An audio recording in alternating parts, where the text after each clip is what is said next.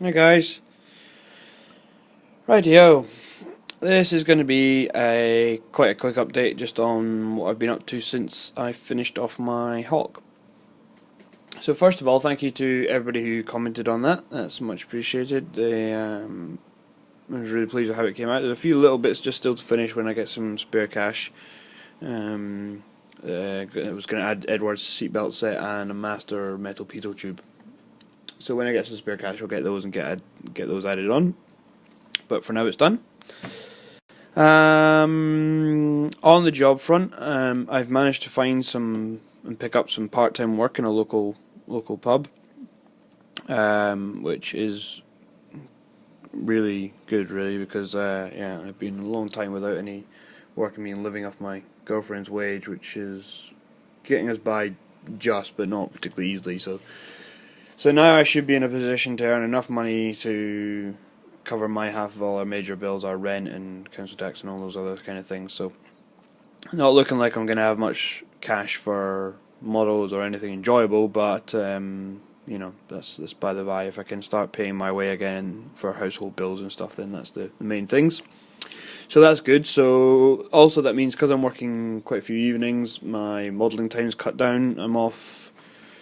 I'm supposed to be in work today because I'm still doing my PhD. So I'm working from home today, or well, I would be if I wasn't on ISM and YouTube and stuff and making videos. But once this is done, I'm going to crack on with some work. But I've got the next couple of evenings off, so I got a bit of modelling done last night. So that's the main teeth of this update, is an update on my Cold War group build for ISM's current main group build, which is obviously Cold War. Now I don't know if I've showed anybody this before. If you're on ISM, you'll have seen this, but if you're not, my plan is to use these two Harriers on a diorama. So what I have is the Airfix Neutral GR1 and the Airfix Neutral GR3. These are exactly the same kit, bar two sprues which come with this one, which carry two different underwing pylons for Sidewinder missiles, a centerline camera pod, the refueling probe, two different noses, the normal one and a Falkland spec one. I think they had an extra sensor or so in the nose, and a different tail, and a different rear part there. Other than that, they're the same. So my plan, if we can visualize my A3 mat here as a diorama base, the plan is to have one roughly there. And it's going to be in Cold War style Harrier hide, so it's going to have camo net up and over it, and I've got some ground crew and stuff which will be around, and it's going to be in the process of being refueled with this little Airfix refueler truck, which is a nice little kit. It still needs paint, it's prime, that's about it. And the idea was to have either this one in a Harrier hide next to it, or what I think I might do is actually have it up a bit as if it's coming into land. Which you think, okay, they're quite close proximity, blah blah, okay, maybe they wouldn't land that close to each other in real life, but actually I've seen some pictures and stuff, and they can land in pretty close confines. Maybe you wouldn't want one landing while there's a refueling truck there, but it adds to the diorama, so it's not going for, you know, a scene out of real life. It's slightly doctored, also because I don't think you'd ever have a GR1 and a GR3 on operations together. They were around at the same time, so it is in theory possible. So that's what I'm going to go with, you know. And so shoot me if I'm slightly wrong. And then there'll be some ground crew around, and if I can, it'll be kind of I'm going to get the metal duck boards if I can for under this one, and maybe have this as a slightly kind of concreted area, like a bit of forest road that it's landing on or something. You know, looking at pictures of these things from Germany in the Cold War, these things took off from really close confines, so it's kind of believable. If I can get hold of some decent scale trees as well, then I'm going to put some trees kind of around and about, just to give the impression that it's in the woods, give a bit more height to the diorama. So that's the diorama plan.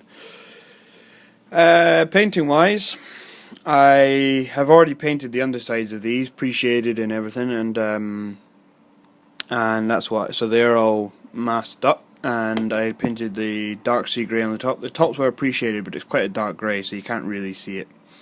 There's actually a couple of bits that need touched up, as you can see on the tail there. I'd actually missed a little bit, but it's fine because I need to do some touch-ups with the grey anyway, so I'll get back to that.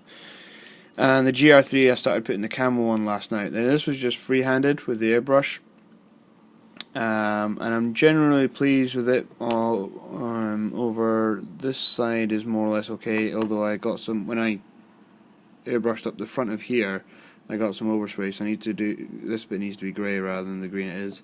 However, by the time I got around to doing the last bit on this side, it looks, it doesn't look as bad as I thought it would actually. Last night I was getting really pissed off because my airbrush moisture trap has got a lot of moisture in it, and it was spitting water all over my model, and I couldn't get the moisture trap emptied, and I was about ready to throw something at a wall. But actually, coming back to it now, it doesn't look nearly as bad as I thought it would.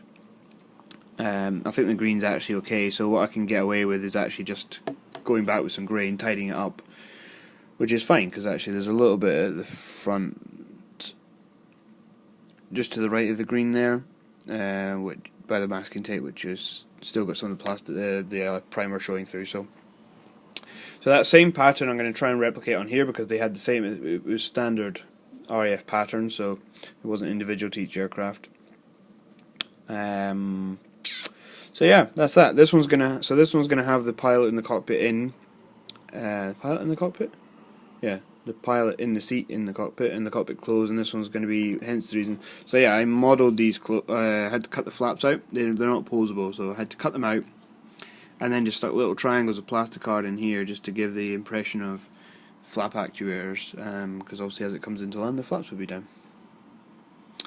So obviously the landing gear and stuff to go on the pylons and things are all painted. I think I did show you that before. Pylons, drop tanks, rocket pods and stuff are all painted, so they'll get all stuck on last, because otherwise I wouldn't have been able to mask this as easily as I have. So tonight's work is to do the green on this, and then I'll touch up all the grey, and I think while I've got the green out, I'll stick green on the truck as well.